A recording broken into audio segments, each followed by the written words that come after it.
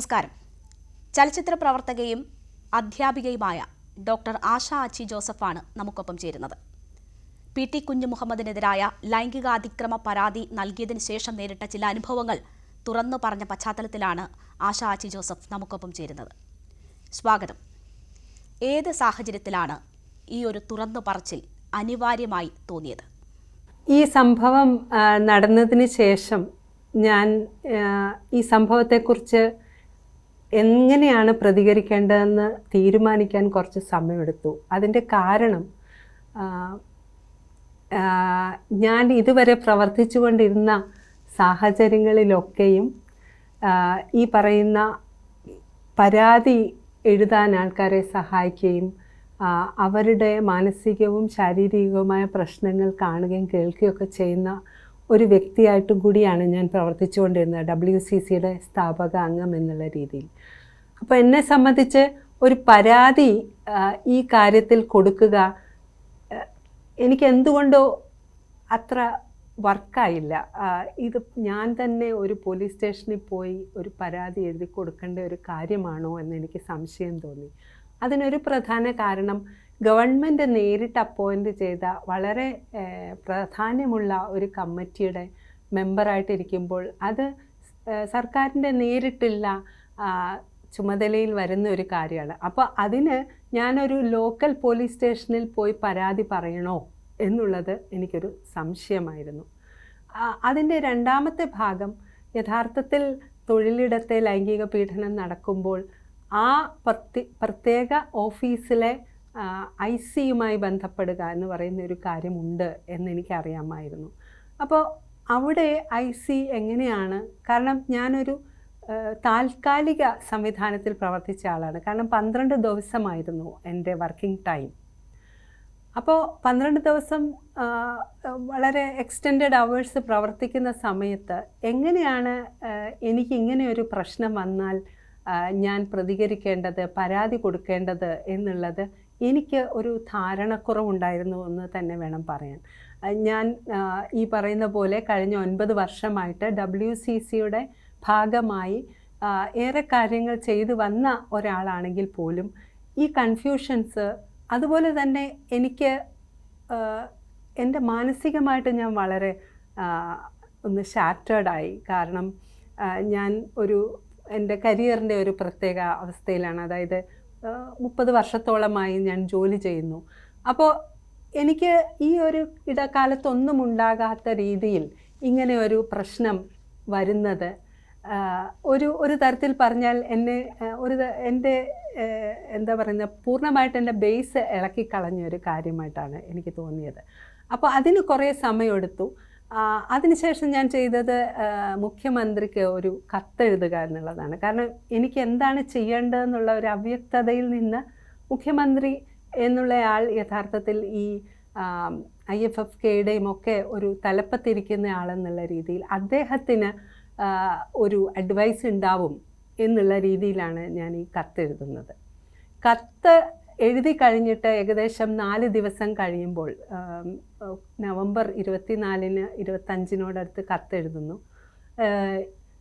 ഏകദേശം നവംബർ 30-ഓടുകൂടി എന്നെ അന്വേഷിച്ച് പോലീസ് ഉദ്യോഗസ്ഥർ വരുന്നു. അവർ എൻ്റെ മൊഴിയെടുക്കുന്നു. അപ്പോൾ എന്തോ ഒരു തീരുമാനം ഉണ്ടായിട്ടുണ്ട് എന്ന് എനിക്ക് മനസ്സിലായി. പക്ഷേ അതെന്ത് തീരുമാനമാണ് എന്ന് എന്നോട് കമ്മ്യൂണിക്കേറ്റ് ചെയ്തിരുന്നില്ല. പക്ഷേ എന്തായാലും ഗവൺമെൻറ് എന്തോ തീരുമാനിച്ചിട്ടുണ്ട്, അതിന് സഹകരിക്കാൻ ഞാൻ തീരുമാനിക്കുന്നു. എന്നാൽ അതേസമയം അതിനുശേഷം ഒരാഴ്ചയിലധികം എന്താണ് സംഭവിക്കുന്നത്, FIR മൊഴിയെടുത്താൽ ഉടൻ തന്നെ FIR വരുമെന്ന് പറഞ്ഞിരുന്ന സ്ഥാനത്ത് FIR വരുന്നില്ല. FIR വരുന്നതിന് മുമ്പ് ഈ സംഭവത്തെക്കുറിച്ച് ടെലിവിഷൻ ചാനലുകൾ റിപ്പോർട്ട് ചെയ്യുന്നു. അപ്പോൾ ഞാൻ ആകെ പരിഭ്രമിച്ചു. കാരണം എങ്ങനെയാണ് ഈ FIR ഇടാതെ ഇങ്ങനെ ഒരു സംഭവം നേരെ റിപ്പോർട്ട് ചെയ്യപ്പെടുകയും അത് എവിടുന്നോ ടെലിവിഷൻ ചാനലുകൾക്ക് കിട്ടിയതാവണമല്ലോ. അപ്പോൾ ആ റിപ്പോർട്ട് ചെയ്തതിന് ശേഷം ഒരു 2 മണിക്കൂറിനകം FIR ഇടുന്നു. അതുവരെ എന്നോട് പറഞ്ഞിരുന്ന ഏകദേശം 14 ദിവസം എടുക്കും. ആദ്യം പറഞ്ഞു 2 ദിവസം എടുക്കും, പിന്നെ 14 ദിവസം എടുക്കും. ഇതൊക്കെ എൻ്റെ കൺഫ്യൂഷൻ വർദ്ധിപ്പിച്ചു. അതിനുശേഷം യഥാർത്ഥത്തിൽ എനിക്ക് ഇത്തരം കാര്യങ്ങളൊന്നും ചെയ്ത് പരിചയമില്ലാത്തതുകൊണ്ട് തന്നെ ഈ ഈ ഒരു കേസ് നടക്കുമ്പോൾ എന്തൊക്കെയാണ് എങ്ങനെയൊക്കെയാണ് കൃത്യമായിട്ട് കാര്യങ്ങൾ നടക്കുക എന്നുള്ളത് തന്നെ ഞാൻ പഠിച്ചു വരാൻ കുറച്ച് സമയമെടുത്തു. അത് കഴിഞ്ഞിട്ട് രഹസ്യമൊഴി രേഖപ്പെടുത്തുന്നു, അതുപോലെ ഈ സംഭവസ്ഥലം കാണിക്കാനായി ഞാൻ തന്നെ പോകുന്നു. ഇതൊക്കെ വലിയ ഓർഡീലാണ്, അതായത് വലിയ ബുദ്ധിമുട്ടാണ് ഒരു ഇരയെ സംബന്ധിച്ചിടത്തോളം. ഞാൻ എൻ്റെ പത്രക്കുറിപ്പിൽ പറയുന്നത് പോലെ ഈ ഇര അതിജീവിത എന്നുള്ള ഈ വാക്കുകളൊക്കെ എന്നെ വളരെയധികം വേദനിപ്പിക്കാൻ തുടങ്ങി. കാരണം എനിക്ക് ആരോടും എനിക്ക് സംഭവിക്കുന്നത് എക്സ്പ്രസ് ചെയ്യാൻ ഒരു മാർഗവുമില്ല. അവിടെ പോലീസ് നന്നായി പെരുമാറുന്നുണ്ടെങ്കിൽ പോലും FIR ഇടുന്നില്ല എന്നുള്ളതൊരു വാസ്തവം. അതിനുശേഷം ഇതെല്ലാം രേഖപ്പെടുത്തി കഴിയുമ്പോഴേക്കും പ്രതി മുൻകൂർ ജാമ്യത്തിന് അപേക്ഷിക്കുന്നു. മുൻകൂർ ജാമ്യം അദ്ദേഹത്തിന് ഗ്രാൻഡ് ചെയ്യുന്നു. അതും മുൻകൂർ ജാമ്യത്തിൻ്റെ ഏറ്റവും പ്രധാനപ്പെട്ട കാരണം അവിടെ പറഞ്ഞിരിക്കുന്നത് അദ്ദേഹത്തിന് ഹെൽത്ത് പ്രോബ്ലം ഉണ്ടെന്നുള്ളതാണ്. അപ്പോൾ ഈ കഴിഞ്ഞ ഒരു മാസത്തിന് മുമ്പ് ഒരു ഹെൽത്ത് പ്രോബ്ലവും ഇല്ലാതെ ഈ അതിക്രമം ചെയ്ത ഒരു പ്രതിക്ക് മുൻകൂർ ജാമ്യം കിട്ടുന്നത് ഹെൽത്ത് പ്രോബ്ലത്തിൻ്റെ പേരിലാണ്. ഇപ്പം ഞാൻ ആകെ വളരെ കൺഫ്യൂസ്ഡായി. ഞാൻ പക്ഷേ നമ്മുടെ ഗവൺമെൻറ്റിൽ വളരെ ഗൗരവമായിട്ടുള്ള വിശ്വാസമുള്ള ഒരാളായതുകൊണ്ട് തന്നെ ഞാൻ വീണ്ടും വെയിറ്റ് ചെയ്തു, വേറെ എന്തെങ്കിലും ഉണ്ടാവുമോ. കാരണം എനിക്ക് നടന്നത് വർക്ക് പ്ലേസ് ഹരാസ്മെൻ്റാണ്, അതായത് തൊഴിലിടത്തിലെ അതിക്രമം, ലൈംഗിക അതിക്രമം. അപ്പോൾ അതിന് നമ്മുടെ രാജ്യത്തൊരു പ്രത്യേക ലോ ഉണ്ട്. ഈ ലോ അനുസരിച്ച് പറയുന്നത് ഒരാൾ അങ്ങനെ പരാതിയോ അല്ലെങ്കിൽ ഒരു അറിയിപ്പ് കൊടുത്തു കഴിഞ്ഞാൽ ആദ്യം ഈ അറിയിപ്പ് കൊടുക്കുന്ന ഈ സ്ത്രീയുടെ അനുവാദം ചോദിക്കണം. അത് പോലീസിലേക്കാണോ പോകേണ്ടത് അതോ ഇൻ്റേണൽ കമ്മിറ്റിക്കാണോ പോകേണ്ടത്? ഈ അനുവാദം ചോദിച്ചിട്ടാണ് യഥാർത്ഥത്തിൽ അതിൻ്റെ പ്രോസസ്സ് തുടങ്ങേണ്ടത്. അപ്പോൾ ആ പ്രൊസീജിയറിൻ്റെ തുടക്കത്തിൽ തന്നെ ബുദ്ധിമുട്ടുണ്ടാകുന്നു. ഇതെല്ലാം ചേർത്ത് ഞാൻ വായിച്ചപ്പോൾ എനിക്ക് യഥാർത്ഥത്തിൽ പറഞ്ഞാൽ എൻ്റെ വിശ്വാസം നഷ്ടപ്പെട്ടു. വിശ്വാസം നഷ്ടപ്പെടുമ്പോൾ നമ്മൾ എന്താണ് ചെയ്യുക? നമ്മുടെ ഉള്ളിലേക്ക് തന്നെ തിരിഞ്ഞിട്ട് നമ്മൾ ചോദിക്കും, ഇനി ഞാൻ എന്താണ് ചെയ്യേണ്ടത്? അപ്പോൾ എൻ്റെ ഉള്ളിലെ ഞാൻ ഇത്രയും വർക്ക് ചെയ്തുകൊണ്ടിരുന്ന സമയത്തൊക്കെ എന്നോടൊപ്പം ഉണ്ടായിരുന്ന എൻ്റെ വ്യക്തിത്വം എന്നോട് പറഞ്ഞു, എൻ്റെ വ്യക്തിത്വത്തിന് വളരെ ഗൗരവമായിട്ടുള്ള ഹാനി ഉണ്ടായിട്ടുണ്ട്, ഡിഗ്നിറ്റി എനിക്ക് നഷ്ടപ്പെട്ടിട്ടുണ്ട്, എൻ്റെ ഫ്രീഡം ആസ് എ സിറ്റിസൺ നഷ്ടപ്പെട്ടിട്ടുണ്ട്.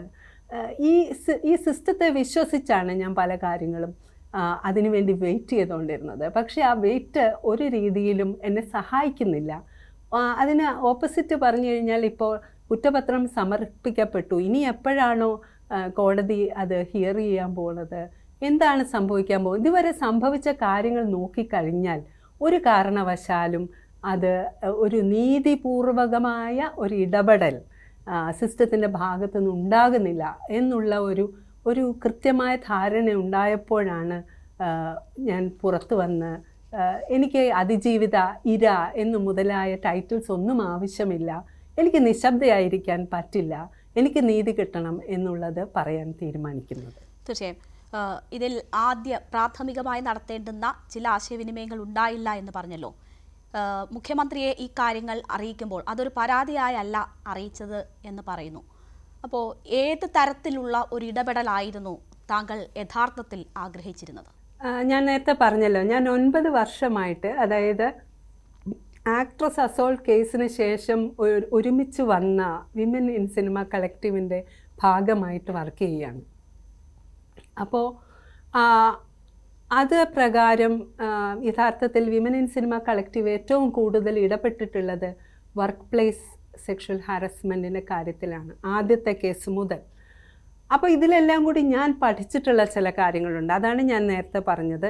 2013 വർക്ക് പ്ലേസ് ഹാരാസ്മെൻറ്റ്, സെക്ഷൽ ഹാരാസ്മെൻറ്റിനെതിരായിട്ട് POSH prevention of sexual harassment at work place എന്ന് പറയുന്ന നിയമത്തിൽ പ്രത്യേകമായിട്ട് പറയുന്നത്, അതിൽ ആ ഇരയായിട്ടുള്ള വ്യക്തിയുടെ അനുവാദം ചോദിച്ചിട്ടാണ് കാര്യങ്ങൾ ചെയ്യേണ്ടത്. അത് ആദ്യമേ തകർന്നു. കാരണം കത്തയക്കുന്നു, എനിക്ക് ഒഫീഷ്യലായിട്ട് യാതൊരു തരത്തിലുള്ള മറുപടികളും പ്രോആക്റ്റീവായിട്ടുള്ള ഒരു മറുപടികളും കിട്ടിയിട്ടില്ല. ആകെ വന്നിട്ടുള്ളത് 4 ദിവസത്തിനകം പോലീസ് വന്ന് എൻ്റെ മൊഴിയെടുത്തു എന്നുള്ളതാണ്. ഞാൻ സഹകരിക്കാതിരുന്നിട്ടില്ല, എല്ലാ കാര്യത്തിലും ഞാൻ പൂർണ്ണമായി സഹകരിച്ചിട്ടുണ്ട്.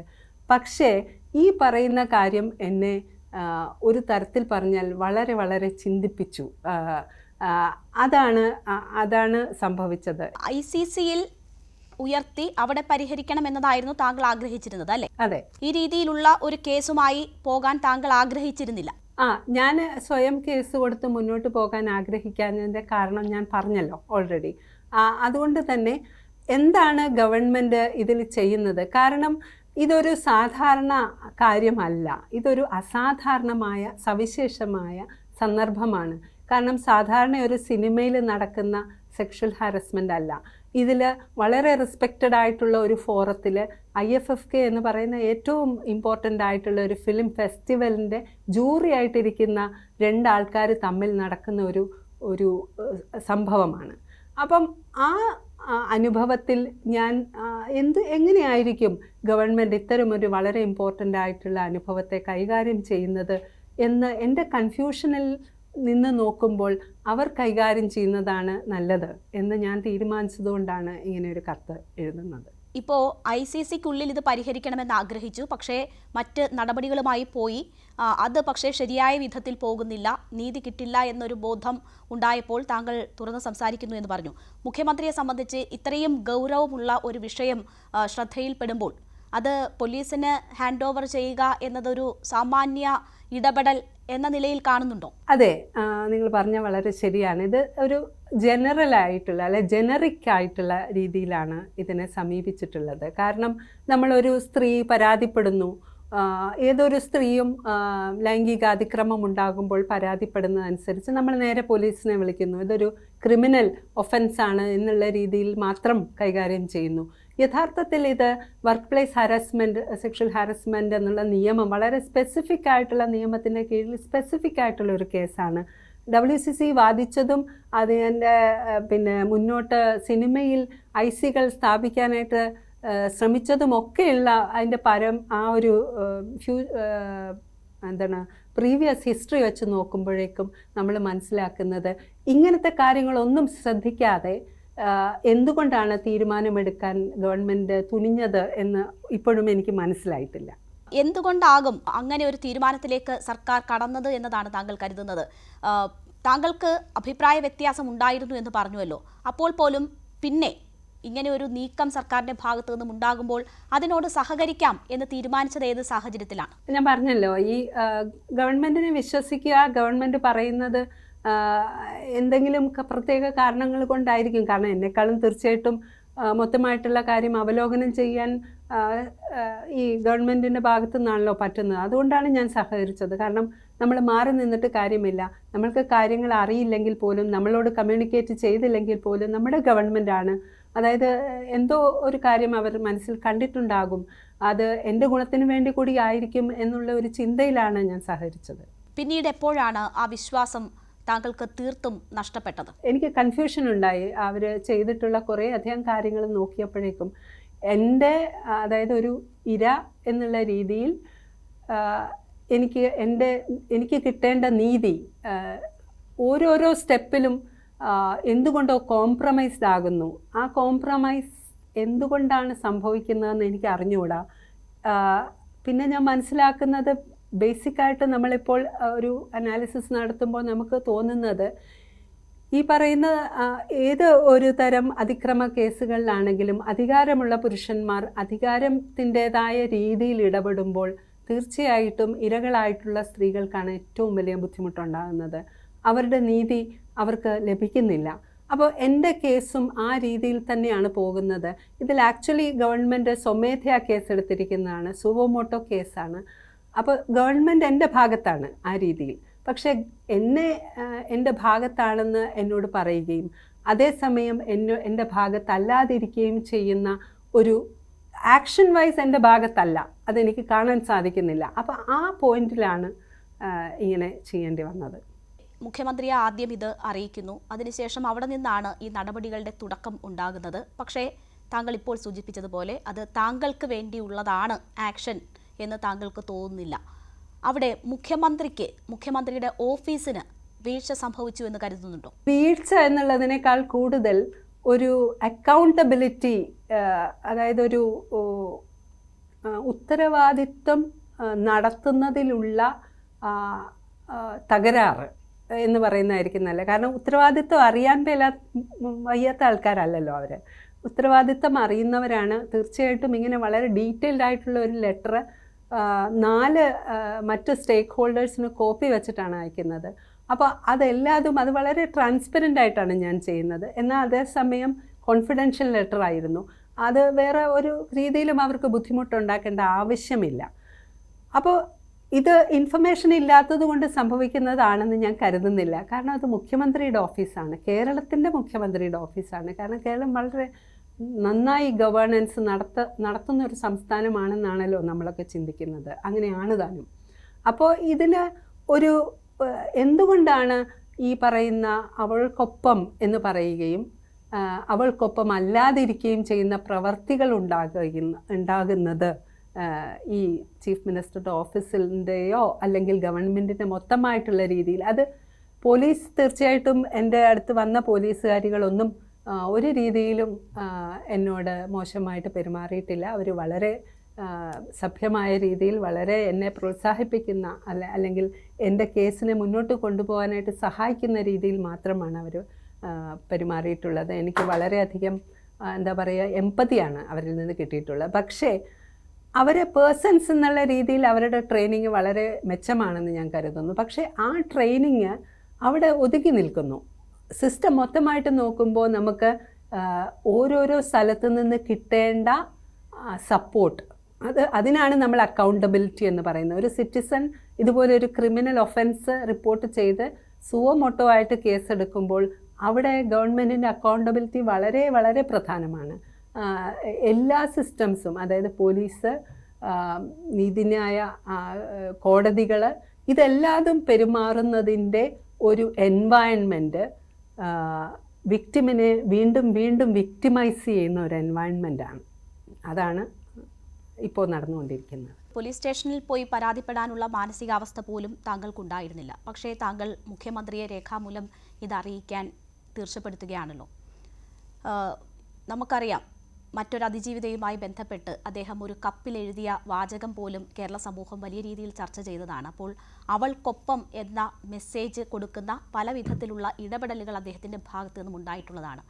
അങ്ങനെ മനസ്സിൽ ഉറച്ചൊരു വിശ്വാസമാണോ ആദ്യം മുഖ്യമന്ത്രിയെ അറിയിക്കാം എന്ന നിലയിലേക്ക് താങ്കളെ എത്തിച്ചത്? നോക്കൂ, ഞാൻ നേരത്തെ പറഞ്ഞതുപോലെ ഈ ആക്ട്രസ് അസോൾട്ട് കേസിന് ശേഷം WCC തന്നെ ഞാൻ ഉൾപ്പെടെയുള്ള ഒരു സംഘം മുഖ്യമന്ത്രിയെ കാണുകയും അദ്ദേഹം വളരെ എംപത്തറ്റിക്കായിട്ട് സിനിമയിലുള്ള സ്ത്രീകളുടെ പ്രശ്നങ്ങൾ മനസ്സിലാക്കാനായിട്ടുള്ള മുൻകൈയെടുക്കുകയും അതേ വർഷം തന്നെ, അതായത് ഞങ്ങൾ മെയ്യിൽ കാണുന്നു, പിന്നെ ജൂണിൽ 2017 ഹേമ കമ്മിറ്റിയെ നിയോഗിക്കുന്നു.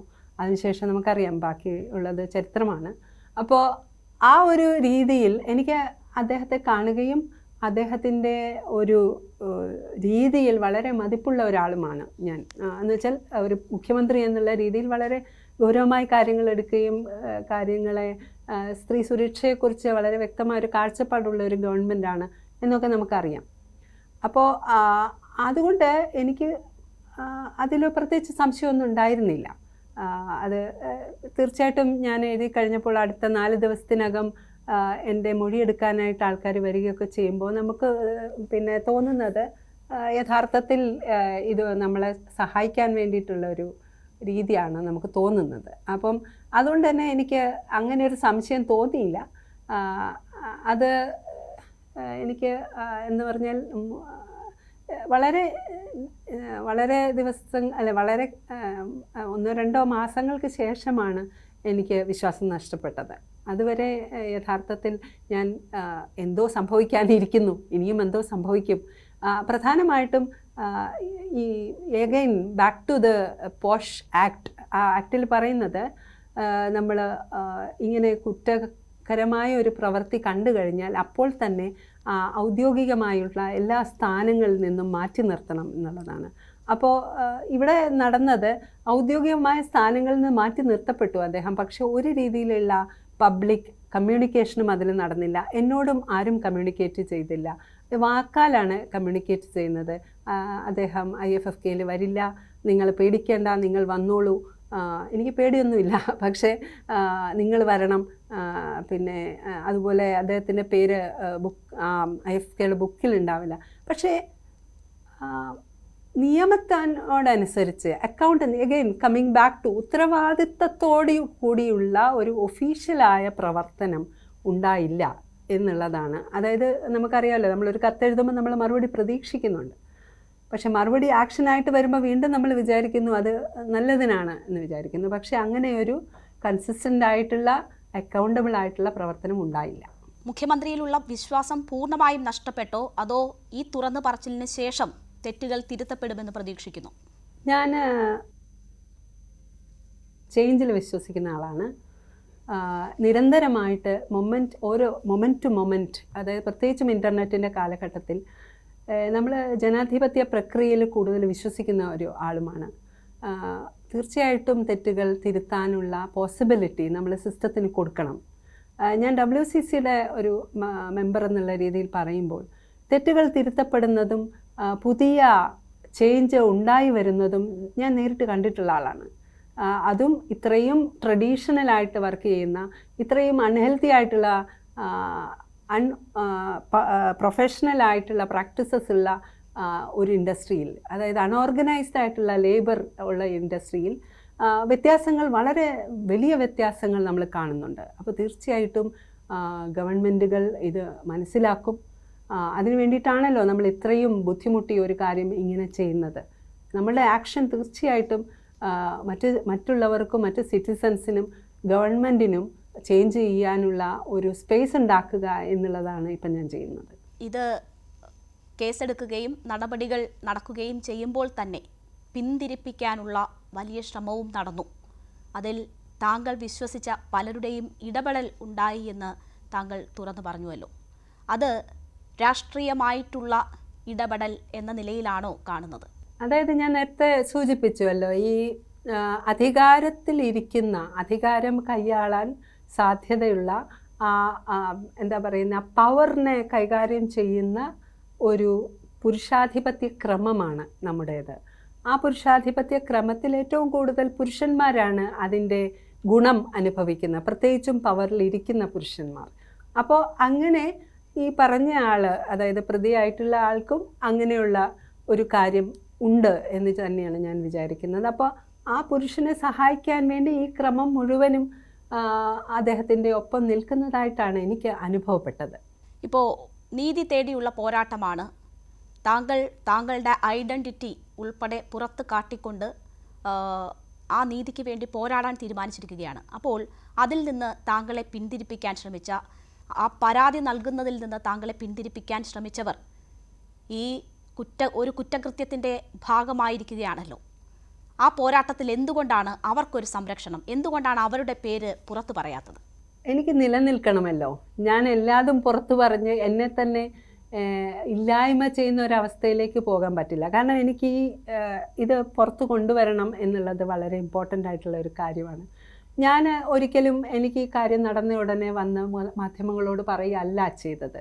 ഞാൻ വളരെ കൃത്യമായിട്ട് എന്താണോ ഈ നാടിൻ്റെ നിയമം, അത് അനുശാസിക്കുന്ന കാര്യങ്ങൾ മുഴുവനും പിന്തുടർന്നതിന് ശേഷമാണ് ഇപ്പോൾ ഞാനിവിടെ ഇരിക്കുന്നത്. അപ്പോൾ അതുകൊണ്ട് തന്നെയാണ് എന്നെ സംബന്ധിച്ച് എനിക്ക് ഓരോ ഘട്ടത്തിനെക്കുറിച്ചും കൃത്യമായ ധാരണയുണ്ട്. എന്നെ പിന്തിരിപ്പിക്കാൻ ശ്രമിച്ചവർ മറ്റു കാര്യങ്ങൾ ചെയ്യുന്നതിനേക്കാളും വലിയൊരു ദോഷം ചെയ്യുകയല്ല ചെയ്തിരിക്കുന്നത്. അവരുടെ ക്രൈം അതാണ്. അതെനിക്ക് നല്ല ബോധ്യമുണ്ട്. അത് ആവശ്യമുള്ള സമയത്ത് ഇതിനെ സഹായിക്കുമെന്നുണ്ടെങ്കിൽ തീർച്ചയായിട്ടും ഞാനത് പുറത്തു പറയാൻ തീരുമാനിച്ചിട്ടുണ്ട്. പക്ഷേ ഇപ്പോൾ പുറത്തു പറയുന്നില്ല എന്നുള്ളത് മാത്രമേ ഉള്ളൂ. ഒരു ഭീഷണി നിലനിൽപ്പ് എന്ന് പറയുമ്പോൾ മറ്റേതെങ്കിലും തരത്തിൽ ജീവന് ഭീഷണിയാകുന്ന സാഹചര്യം എന്നതാണോ ഉദ്ദേശിച്ചത്? എൻ്റെ കാര്യം എന്ന് പറയുന്ന രീതിയിലല്ല, പൊതുവായിട്ട് നമ്മൾ ഇരകളെ കൈകാര്യം ചെയ്യുന്ന രീതി ഞാൻ പറഞ്ഞു തരേണ്ട ആവശ്യമില്ലല്ലോ.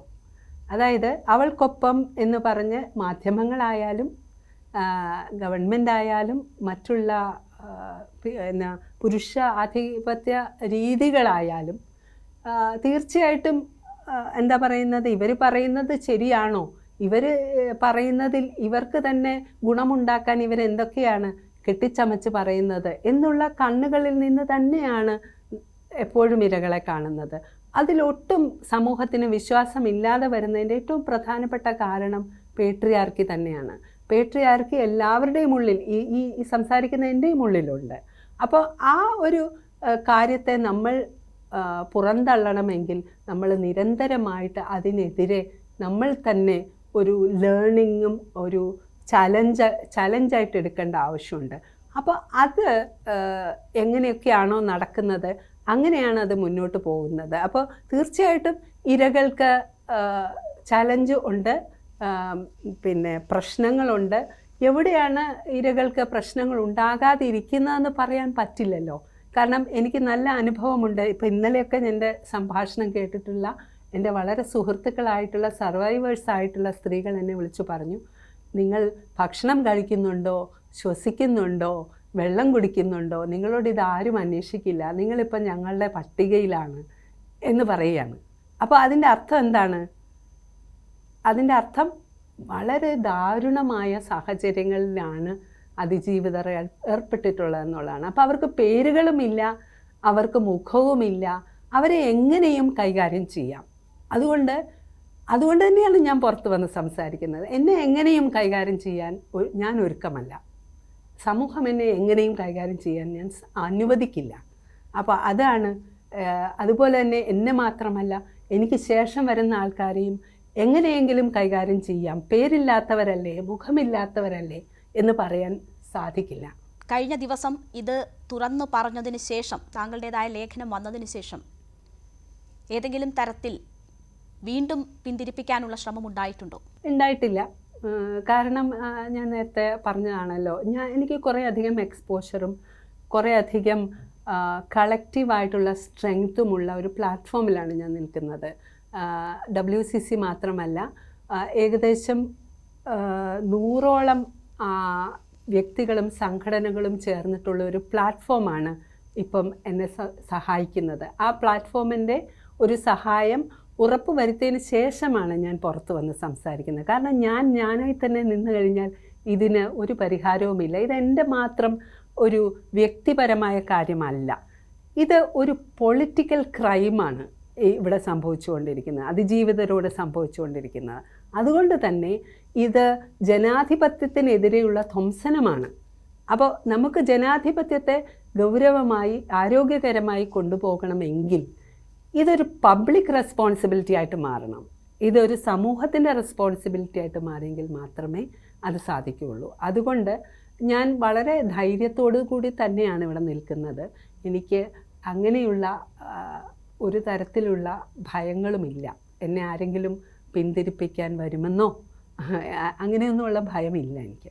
ജാമ്യം ലഭിച്ച് പുറത്തു പോയ ഒരു സാഹചര്യം ഉണ്ടായതിന് ശേഷം ആണ് താങ്കൾ ഈ തുറന്നു പറച്ചിൽ നടത്തുന്നത്. ആ ജാമ്യത്തിലേക്കൊക്കെ പോയ സാഹചര്യം നോക്കിയാൽ വളരെ രഹസ്യമായി പോലീസ് സ്റ്റേഷനിൽ വരുന്നു. അവിടെ നിന്ന് മുൻകൂർ ജാമ്യം ഉറപ്പാക്കിയതിന് ശേഷം പോലീസ് സ്റ്റേഷനിലേക്ക് വരുന്നു. അവിടെ വളരെ പെട്ടെന്ന് നടപടിക്രമങ്ങൾ പൂർത്തിയാക്കി PT കുഞ്ഞുമുഹമ്മദ് പോകുന്നു എന്ന സാഹചര്യമാണ് ഉണ്ടായത്. അപ്പോൾ രഹസ്യമായി വരാനും ഈ രീതിയിൽ മാധ്യമങ്ങളുടെ കണ്ണിൽ നിന്ന് പോലും രക്ഷപ്പെട്ടു പോകാനുമൊക്കെ വളരെ ആസൂത്രിതമായ സംരക്ഷണ കവചം ഒരുക്കി നൽകി എന്ന് തന്നെയാണോ കരുതുന്നത്? എനിക്കിതിനെക്കുറിച്ച് ഫാക്ച്വലായിട്ടുള്ള അറിവില്ല, കാരണം ഞാനത് അന്വേഷിച്ചിട്ടില്ല. എനിക്ക് തോന്നുന്നു നമ്മുടെ കേരളത്തിൽ കഴിഞ്ഞൊരു 30 വർഷമായിട്ടുള്ള കേസുകൾ എടുത്തു നോക്കിയാൽ ഒരു 90 മുതൽ 95% വരെയുള്ള കേസുകളും വളരെ ആസൂത്രിതമായി അധികാരമുള്ള പുരുഷന്മാർ രക്ഷപ്പെട്ടു പോകാൻ വേണ്ടി വളരെ കൃത്യമായി അവരെ സഹായിക്കുന്ന സിസ്റ്റംസ് ഉണ്ടാക്കിക്കൊണ്ടാണ് ഈ കേസുകളൊക്കെ മുന്നോട്ട് പോയിട്ടുള്ളതും. അത് ഓരോ കേസുകളും നമുക്ക് എടുത്തു നോക്കാം. കൃത്യമായി അധികാരം ഉപയോഗിക്കുന്ന ഒരു പുരുഷനും കൺവിക്റ്റഡ് ആയിട്ടില്ല. വളരെയേറെ നാൾ എന്ന് പറഞ്ഞാൽ ഒരു പ്രത്യേക സമയത്തിൽ കൂടുതലൊന്നും ജയിലിൽ ചെലവഴിച്ചിട്ടില്ല. വലിയ ഒരു മാറ്റർ ആകാത്ത മനുഷ്യരെയൊക്കെയാണ് കോടതി ശിക്ഷിക്കുന്നതെന്നുള്ളത് ഈ കേസുകൾ നോക്കിക്കഴിഞ്ഞാൽ അറിയാം. അപ്പം അത് ഈ കേസിലുമുണ്ട്. ഈ കേസും അങ്ങനെ തന്നെയാണ് നടക്കുന്നത്. താങ്കൾ ഇത് പറയുമ്പോൾ താങ്കൾ കേരളം ഏറെ ചർച്ച ചെയ്ത ഒരു കേസിൻ്റെ പിന്നണിയിൽ ഏറ്റവും ശക്തയായി നിലയുറപ്പിച്ച ഒരു വ്യക്തിയാണ്. നടി ആക്രമിക്കപ്പെട്ട കേസിലും പുറമേ നമ്മൾ കണ്ടതിനപ്പുറം ഇത്തരം സംഭവങ്ങൾ, ഇത്തരം ഇടപെടലുകൾ ഉണ്ടായിട്ടുണ്ട് എന്നാണോ? ഞാൻ ഒരു ജനറൽ ആയിട്ടുള്ള ഞാനൊരു റിസർച്ചറും കൂടിയാണ്. അപ്പോൾ ജനറൽ ആയിട്ടുള്ള ഒരു റിസർച്ച്ഡ് ആയിട്ടുള്ള ഒരു ഒപ്പീനിയനാണ് പറഞ്ഞത്. നമുക്ക് ഇപ്പം കോടതി പറയുകയാണ് ഒന്നിനും പ്രൂഫില്ല എന്ന് പറയുന്ന സാഹചര്യത്തിൽ നമ്മളതിനെ പ്രൂവ് ചെയ്യാൻ മനഃപൂർവ്വമായിട്ടൊന്നും പറയേണ്ട ആവശ്യമില്ല. ഞാൻ പറഞ്ഞത് ഈ കേസുകൾ ഞാൻ വളരെ കാലഘട്ടങ്ങളിലുള്ള കേസുകൾ എടുത്ത് നോക്കിക്കോളൂ. ഇപ്പോൾ ഞാൻ കേരളത്തിലെ മാത്രമല്ല ഇന്ത്യയിലെ കേസുകൾ പറഞ്ഞാലും നമുക്കറിയാം, വിശാഖ ഗൈഡ് ലൈൻസ് എന്ന് പറഞ്ഞിട്ട് പോഷ് ആക്ടിന് മുന്നേ സുപ്രീം കോടതി ഡയറക്റ്റ് ചെയ്ത ഗൈഡ് ലൈൻസ് ഉണ്ട്. ഈ ഗൈഡ് ലൈൻസ് ഉണ്ടാവാൻ കാരണം രാജസ്ഥാനിലെ ബൻവാരി ദേവി എന്ന് പറയുന്ന ഒരു സാധാരണ വില്ലേജിലുള്ള ഒരു സ്ത്രീയാണ്. അവരെ ഒരു സ്ത്രീയോട് മോശമായി പെരുമാറുന്നത് പാടില്ല, അല്ലെങ്കിൽ അങ്ങനത്തെ ഒരു സാഹചര്യം പാടില്ല എന്ന് പറഞ്ഞതിനാണ് ക്രൂരമായി അവരുടെ ഭർത്താവിൻ്റെ മുന്നിൽ ബലാത്സംഗം ചെയ്തത്. ആ സ്ത്രീ ഇപ്പോഴും ജീവിക്കുന്നു. എന്നെപ്പോലെയുള്ള എല്ലാവർക്കും വലിയൊരു ബലമായിരിക്കുന്നു. അപ്പോൾ തീർച്ചയായിട്ടും ഇത് കേരളത്തിലെ കാര്യമല്ല ഞാൻ പറയുന്നത്. ഇത് ലോകമൊട്ടാകെയുള്ള പേട്രിയാർക്കലായിട്ടുള്ള പവറിൻ്റെ കാര്യമാണ് നമ്മൾ സംസാരിക്കുന്നത്. അപ്പോൾ ഒരു കേസിലേക്ക് ഇതിനെ ഒതുക്കണം എന്ന് എനിക്ക് തോന്നുന്നേയില്ല. ആ ഒരു കേസ് കഴിഞ്ഞിട്ട് എത്രയോ കേസുകൾ, എത്രയോ ദാരുണമായ സംഭവങ്ങൾ നടന്നിരിക്കുന്നു. നമ്മളതുകൊണ്ട് ഒരു സെലിബ്രിറ്റിയിടം എന്നുള്ള രീതിയിലല്ല ഞാനിതിനെ കാണുന്നത്. മാപ്പ് പറയാൻ സന്നദ്ധനാണ് താൻ എന്ന രീതിയിൽ ഈ കുറ്റാരോപിതൻ്റെ ഭാഗത്ത് നിന്ന് നീക്കങ്ങളുണ്ടായി. അപ്പോൾ പോലും തനിക്ക് ചില അസുഖങ്ങളുണ്ട്, അപ്പോൾ അത് തെറ്റിദ്ധരിക്കപ്പെട്ടതാകാം അങ്ങനെ ഒരു സിറ്റുവേഷൻ എന്ന തരത്തിൽ ചില ഒഴിവുകഴിവുകൾ പറയുന്നതും കേട്ടു. അത്തരം ന്യായീകരണങ്ങൾ കേട്ടപ്പോൾ എന്താണ് തോന്നിയത്? അത് ഫാക്ച്വലി കറക്റ്റല്ല എന്നാണ് തോന്നിയത്.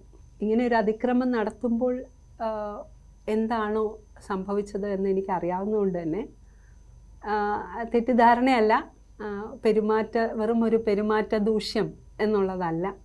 തീർച്ചയായിട്ടും വളരെ ഗൗരവമായിട്ടുള്ള ഒരു ക്രൈമാണ് നടന്നിരിക്കുന്നത്. അതെനിക്കറിയാവുന്നിടത്തോളം എന്നേക്കാൾ കൂടുതൽ അതിൽ ആർക്കും അറിയാൻ സാധ്യതയില്ല. അപ്പോൾ അതെനിക്കറിയാവുന്നിടത്തോളം ഞാനത് വിശ്വസിക്കേണ്ട ആവശ്യമില്ലല്ലോ. എന്താണ് യഥാർത്ഥത്തിൽ അവിടെ സംഭവിച്ചത്? എനിക്ക് ഡീറ്റെയിൽസ് പറയാൻ സാധിക്കില്ല. അത് ഇപ്പോൾ കോടതിയിലുള്ള കുറ്റപത്രം സമർപ്പിച്ചിരിക്കുന്ന ഒരു കേസാണ്. അതുകൊണ്ട് നമുക്ക് ദയവായിട്ട് ഡീറ്റെയിൽസിലേക്ക് കടക്കണ്ട എന്നാണ് എൻ്റെ അഭിപ്രായം. അവിടെ നിന്ന് അതിനുശേഷം താങ്കളുടെ ഒരു സുരക്ഷിത ഇടത്തേക്ക്, താങ്കൾ സുരക്ഷിതമെന്ന് കരുതിയ ഇടത്താണ് ഇത് സംഭവിക്കുന്നത്, പക്ഷേ അവിടെ നിന്ന് താങ്കൾ പിന്നീട് ഒരു സുരക്ഷിത ഇടത്തിലേക്ക് എത്തിപ്പെട്ട ആ സമയം താങ്കൾ കടന്നുപോയത് ഏത് അവസ്ഥയിലൂടെയാണ്?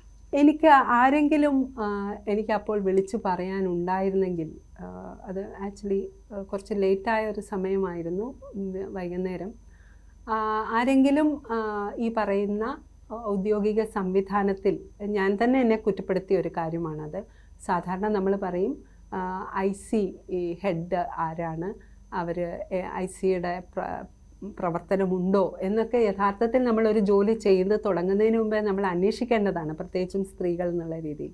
ഞാൻ അതിനെ അത്ര ശ്രദ്ധയോടെ കണ്ടില്ല. കാരണം ഞാൻ ചലച്ചിത്ര അക്കാദമിയെ വളരെ കാലമായിട്ട് അവരോടൊപ്പം പ്രവർത്തിച്ചു കൊണ്ടിരിക്കുന്ന ഒരാളാണ്. പലതരം കാര്യങ്ങൾക്കായിട്ട് ഞാൻ അവിടുത്തെ ഏറെ ഉദ്യോഗസ്ഥരുമായിട്ട് നല്ല പരിചയമുള്ള ആളാണ്. അപ്പോൾ ഇങ്ങനത്തെ ഒരു കാര്യം നമ്മൾ പ്രതീക്ഷിക്കുന്നില്ല. പക്ഷേ അതിനുശേഷം എൻ്റെ സഹപ്രവർത്തകരായിട്ട് WCC എന്നുള്ള എൻ്റെ സഹപ്രവർത്തകരും പറയുകയുണ്ടായി, യഥാർത്ഥത്തിൽ നമ്മളൊരു ജോലി ചെയ്ത് തുടങ്ങുന്നതിന് മുമ്പ് ഇത് വളരെ കൃത്യമായി അറിയേണ്ട ആവശ്യമുണ്ട്. ആരൊക്കെ തന്നെ നമ്മുടെ പരിചയക്കാരായാലും നമ്മളിത് അറിയേണ്ട ആവശ്യമുണ്ട് എന്നുള്ളത് എനിക്ക് അവിടെ ഫീൽ ചെയ്തു അതിന് ശേഷം. അപ്പോൾ എനിക്ക് അന്നേരം ആരെങ്കിലും ഉണ്ടായിരുന്നെങ്കിൽ തീർച്ചയായിട്ടും ഞാൻ അവരോട് പറഞ്ഞേനെ, എൻ്റെ കുറേ അധികം സ്ട്രെസ്സ് മാറിക്കിട്ടിയേനെ. പക്ഷേ പിറ്റേ ദിവസം ഞാൻ യാത്ര ചെയ്ത് തിരിച്ച് എൻ്റെ വീട്ടിൽ വന്നതിന് ശേഷം എൻ്റെ മകളോടാണ് ഞാൻ ആദ്യമായിട്ട് ഇത് പറയുന്നത്.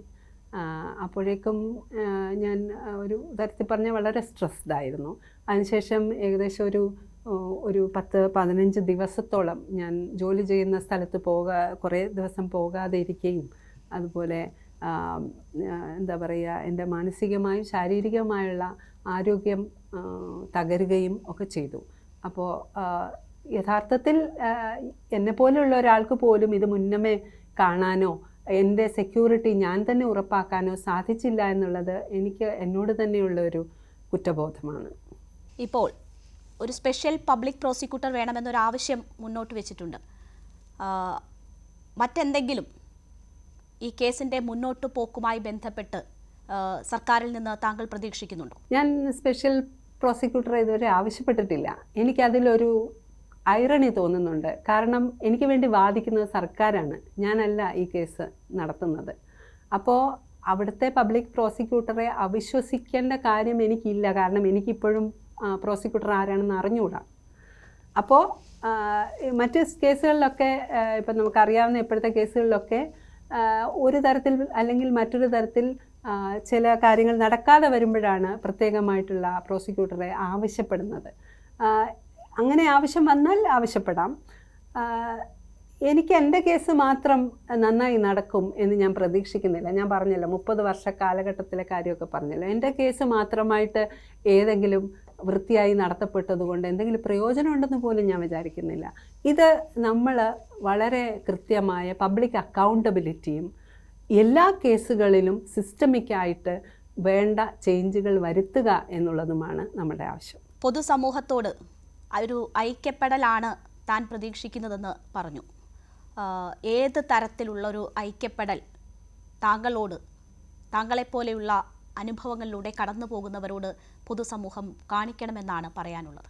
സെക്ഷൽ വയലൻസ് എന്ന് പറയുന്നത് വളരെ കോംപ്ലക്സ് ആയിട്ടുള്ള ഒരു സോഷ്യൽ പ്രോബ്ലമാണ്. അത് ഒരു തരത്തിൽ അല്ലെങ്കിൽ മറ്റൊരു തരത്തിൽ ഒട്ടുമിക്ക മനുഷ്യരും ഇപ്പോൾ അനുഭവിച്ചിട്ടുണ്ട് എന്ന് തന്നെയാണ് പുരുഷന്മാരുടെയും സ്ത്രീകളുടെയും ക്യൂർ വ്യക്തികളുടെയും കുട്ടികളുടെയും ഒക്കെ കാര്യത്തിൽ നമ്മൾ കാണുന്നത്. അപ്പോൾ ഒരു സമൂഹം പബ്ലിക്കായിട്ട് സമൂഹം സ്വയം അവലോകനം ചെയ്ത് തെറ്റ് തിരുത്തുക എന്ന് പറയുന്നത് നടന്നുകൊണ്ടിരിക്കുകയാണ്. ഇപ്പം നമ്മൾ കഴിഞ്ഞ 9 വർഷമായിട്ട് കാണുന്നത് അതാണ്. ഇപ്പോൾ പിന്നെ ആക്ട്രസ് അസോൾട്ട് കേസിലെ വിധി വന്നപ്പോൾ നമുക്കറിയാം ആ വിധി എത്രത്തോളം എത്ര മനുഷ്യരെ വളരെ പ്രതികൂലമായി ബാധിച്ചു എന്നുള്ളത് നമ്മൾ കണ്ടുകൊണ്ടിരിക്കുന്നതാണ്. അത് വളരെ കൃത്യമായ ഫാക്ച്വൽ അണ്ടർസ്റ്റാൻഡിങ് നമുക്കുണ്ട്. അപ്പോൾ അതുകൊണ്ട് തന്നെ നമ്മുടെ സമൂഹം നൈതികമായിട്ട് നീതിന്യായപരമായിട്ടൊക്കെ കൃത്യമായ ഒരു സ്റ്റാൻഡ് എടുക്കുക, അത് പ്രത്യേകിച്ചും പുരുഷന്മാർ ഇതിനെക്കുറിച്ച് കൃത്യമായ ഒരു സ്റ്റാൻഡ് എടുക്കുക, അത് വളരെ അത്യാവശ്യമാണ്. ഞാൻ പഠിപ്പിക്കുന്ന ഒരാളാണ്. എൻ്റെ പുരുഷന്മാരായിട്ടുള്ള വിദ്യാർത്ഥികളോട് വളരെ ഗൗരവത്തോടുകൂടി ഞാൻ ആവശ്യപ്പെട്ടിട്ടുള്ള ഒരു കാര്യം, നിങ്ങൾ ഇതിനെ പഠിക്കുക.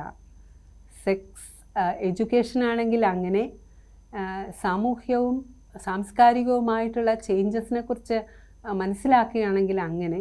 പക്ഷേ മനുഷ്യ ജീവിതത്തിൻ്റെ ഈ ഏരിയ കൃത്യമായി പഠിച്ചുകൊണ്ട് നമ്മൾക്ക് വന്നിട്ടുള്ള പ്രശ്നങ്ങളെ മനസ്സിലാക്കിക്കൊണ്ട്, പിന്നെ പേട്രിയാർക്കി എന്ന് പറയുന്നതിനെ ക്യാപിറ്റലിസവും റിലീജനും കാസ്റ്റും എല്ലാം ഒരുപോലെയാണ് പിന്നെ സഹായിക്കുന്നതെന്ന് മനസ്സിലാക്കിക്കൊണ്ട് ഇത് മുന്നോട്ട് പോകാനായിട്ട് നമ്മൾ അതിനെ ചലഞ്ച് ചെയ്യാനായിട്ട്, ഓരോ ഘട്ടത്തിലും ചലഞ്ച് ചെയ്യാനായിട്ട് പുരുഷന്മാർക്ക് തന്നെ സാധിക്കണം എന്നാണ് ഞാൻ കരുതുന്നത്.